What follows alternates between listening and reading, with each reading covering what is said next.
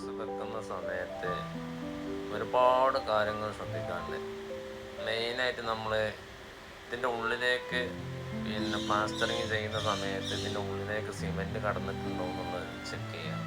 കാരണം ഞാൻ ഈ വീടുന്ന സമയത്ത് ഇതിൻ്റെ ഉള്ളിലേക്ക് സിമെൻറ്റ് നല്ല ഫില്ലായതിൻ്റെ ആ ഒരു ഇതാണ് കാണുന്നത്. അതിൻ്റെ ഉൾവശത്തേക്ക് സിമെൻറ്റ് ഇങ്ങനെ ഗ്രൗട്ടിൽ ഒലിച്ചിറങ്ങിയൊരു രൂപമാണ് ഈ കാണുന്നത്. അത് നമ്മൾ ഉറപ്പ് വരുത്തുക. ഈ വേടുന്ന സമയത്ത് നമ്മൾ ഫില്ലായിക്കണോ എന്നുള്ളത് ഉറപ്പ് വരുത്തുക. എന്നാൽ നമുക്ക് പിന്നീട് വരുന്ന ഉറുമ്പിൻ്റെ കാര്യം, മെറ്റൽ ബോക്സിൻ്റെ ഉള്ളിൽ നിന്ന് വരുന്ന ഉറുമ്പും കാര്യങ്ങളൊക്കെ നമുക്ക് ശ്രദ്ധിക്കാൻ പറ്റും. അതുപോലെ തന്നെ നമ്മൾ ഉറുമ്പ് വരുന്നതിന് നമ്മളിവിടെ കണക്ട് ചെയ്തിട്ടുള്ളത് 25-ൻ്റെ കണക്ടറാണ്.